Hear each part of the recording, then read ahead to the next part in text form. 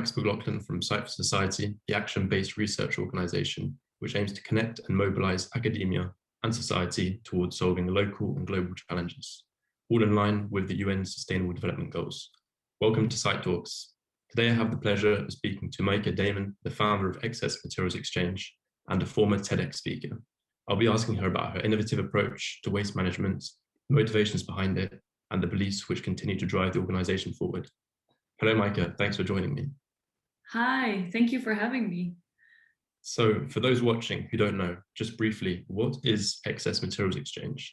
I've heard you describe it as a dating site, stuff that people throw away. Yeah, that's we found that resonates a lot when we describe it like that. So we say we operate like a dating site. So we match supply and demand of materials, and then materials with their highest value reuse option. And what that means is that now we very often throw things away, but they can be reused again. And in the process, we actually save money, it's better for the environment, and very often it's also better for social working conditions. So that's what we do, looking for new destinations for things that people throw away right now. Sounds great.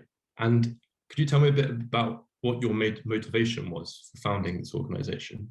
Sure. It actually goes quite some years back. I was doing research on a tax shift that is called X-Tax. And what they stand for is that right now we're very highly taxing labor. And you can shift that from taxing labor to taxing resources. And for example, if your toaster breaks down, now you throw it away and you buy a new one because a new one is maybe like 15 euros, whereas having it repaired, which involves labor, is maybe 60 euros or more expensive. So there's no incentive there to actually use labor to repair things or look at materials differently.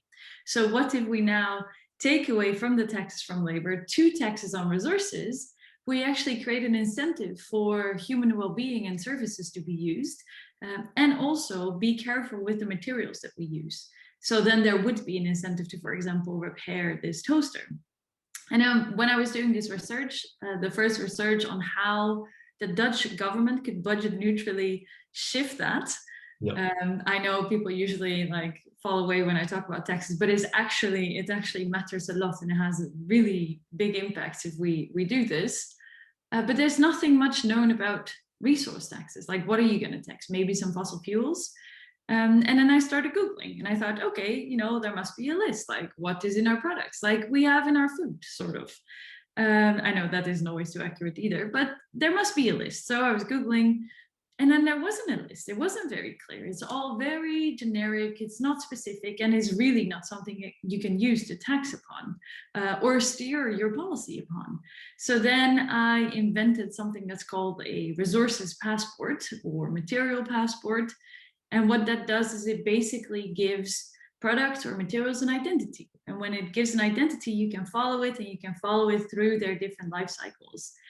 And in order for companies to fill that in, there needs to be a return on investment. That's how it works. This was 2010, 2012. And there wasn't really any return on investment. And then I met my co-founder, and we started thinking, what if we create a marketplace?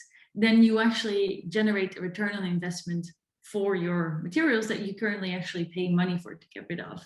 And that is how everything started. So it's quite a long story, but yeah, no, but it's very nice to hear. But you mentioned about this marketplace. How does this work in practice? Who are your target users, would you say? Yeah, so what we initially did is a big pilot, because right now the whole waste sector doesn't operate like this.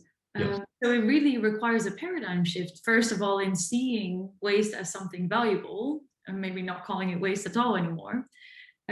So we looked at, okay, what are really big companies in the Netherlands that produce lots of waste and that would be interested in actually looking for alternative or higher value destinations for this waste. And then we can see how much impact do we actually have? Is it possible to find another destination? Does it have a better impact? Are they actually saving money? So we did a pilot with, for example, Schiphol, the airport, ProRail, the railway infrastructure company, with Philips, with DSM, with Sodexo, so with lots of different companies in the Netherlands. And we actually found these higher value destinations, and from there we started developing EMI further. Okay, that sounds very good. Yeah. And so what would you say are the key values and beliefs that drive this initiative? Because I know you gave me a bit about motivation, but I guess what stands you out? What are your core values? That's a very deep question. I think my core values and EME's core values align a little, but the reason we started it is because we see that the way we operate right now is not sustainable, and we can do it better, and there is a way to do it better, and it's difficult, and very often that causes people to be like, okay, well, let's continue like this. And we were like, no, we can actually show that we can do it differently, that it will have a very positive impact on the environment, and that we can make a profit. And we're going to do it, and we're going to invest our time and effort in showing that it is possible, and leading others into this direction. And I think when we started, people are like, but what are you doing? You know, like, waste has a destination. Why would you even start a marketplace like this or a platform? But right now, I think, and we're 4 years on, the thinking around this topic has really shifted, and people really start to understand why this is actually a very relevant idea. So that's great to see. Well, Yeah. that's good to hear as well. And so as you may be aware, our organization is based around the site variables of science, innovation, technology, and engagement. So let me first ask you, what would you say is the science behind this project? Yeah, that's a good question. I think there's not one specific thing that is behind it. I think it's based upon the research that I did on changing the tax system and the incentives that you actually need for that to work, for a government, for a country, for companies. So there's a lot of research behind that. And then the specific way we go about it is also really based upon research around marketplaces. When is a marketplace successful? What triggers people to participate? And I think one of the bigger topics is actually trust. And this also taps into your question about technology, but why it is very difficult to create a digital marketplace, or initially, is because people want to see the other person that they're dealing with, because this generates trust, and this is how it's been done for years. So you can extend your network to a certain extent, but beyond that, it's becoming too big, and then the trust dissipates, and then very often it crumbles down again. So there's lots of research around this. Whereas we have these days new tools and technologies that can actually help us build trust, for example, with the blockchain, for example, with new ways of not having to disclose sensitive information to the public, but still being able to do matches. And these technologies we use to actually overcome this barrier of trust that actually prevents things like this from scaling. And if we look at material streams around the world, we really need scale. We started in the Netherlands, but very often, like, a lot of the materials are imported from China, from other continents. So you have to scale. And yeah, so you mentioned a bit about the technology aspect Yeah. with your blockchain platform. But how have you generated engagement? Because I guess this is a really important aspect with your users and the wider marketplace. And how are you ensuring that this engagement is sustained? Yeah, that's a good question. That went quite naturally. I think we were lucky to receive quite some attention around the idea because it was very new.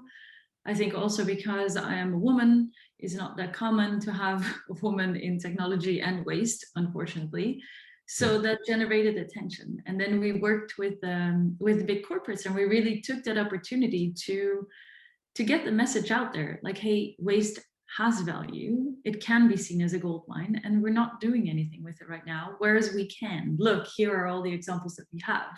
So we really focused on creating cases, business cases, general case studies, to show people, like, hey, look at this stream, we've done this with it, or look at that other stream, and you could be one of those companies as well. And I think by spreading the story and by having case studies and by showing the data, people got more and more excited about the idea. And that's just built on top of each other. So what we're doing now is actually building upon the stories that we had before and keep sharing that. And we see that more and more people get engaged. So a very easy way is that when we post on LinkedIn, there's like people I've never heard of actually referring to to EME as like, have you seen this before? It's a way of going about waste management very differently, and I think that's amazing. So it Yeah, becomes a snowball. Yeah, snowball effect. yeah. And for the benefit of the watchers, I'd now like to ask you, I guess it can be a bit more general if you'd like, what makes all these activities sustainable, I guess, from an economic, environmental, or even a societal aspect? How would you summarize your activities this way? Well, I think what we do it for, so making matches for making matches is not our aim. We're making matches to actually significantly contribute to reduce carbon emissions, to all kinds of sustainability goals. So we see that from the pilot, we worked with 10 big corporates. We looked at a volume of materials around 7 times the Eiffel Tower, 70,000 tons, if that means more. Yeah. And the impact of finding an actual higher value destination of that was all inhabitants of Amsterdam, which is like 863,000, in a car to Milan. And that is the amount of carbon emissions that we saved just for these 10 companies, just for these amount of waste streams. If we look at energy savings, we saved enough energy to light the street light of Paris for 5 years. We saved enough water to fill up 860 Olympic swimming pools. So it was a lot of environmental impact that we actually created just for these companies, just for a few streams. And if we look at financial side, we saw in the same pilot that for these streams, I think there were 17 streams, we actually created 64 million in potential value. So yeah, so that's a lot. And I think that is what we do it for. And by showing that this is not just an initiative, or this is not just a way or a paradigm shift that requires money and funding. No, this is actually something that really contributes into transitioning to a circular economy, and it is self-sustainable and very beneficial. Yeah. And yeah, no, that's very, very interesting to see how impactful you've been so far. Just so that the watchers can visualize how the matching process works. And for those who might not have seen your TED talk, maybe you could give an example. I saw of the orange peel, how this can be recycled into other impressive byproducts. Maybe you could elaborate on this. On the orange peel? Yeah, maybe this is an example, or Sure. No, that's a great example. So right now, when we have a glass of orange juice, you have the peel left over and it's thrown away, especially in supermarkets or in restaurants, in airports. And what you can do with that, other than just throwing it away with your general waste, is that you can separate the orange outer layer and the white inner layer. And from the orange outer layer, you can make ingredients for perfume or for cleaning detergents. And the white inner layer, you can actually use as feed for livestock. And both of them actually generate a lot of value and really save out on the environmental impact. So instead of throwing it away, paying money to get rid of it, you can actually get paid for that. Yeah, that's amazing. And you can do that for orange peels, but also for railway tracks or for coffee or for clothing, for many other things. Yeah. As you said, in your TED talk, almost everything can be disposed of or this way. So you mentioned a few of, or you mentioned your level of success. I'd just like to know, how do you plan on building on this in the future and continuing and growing the organization?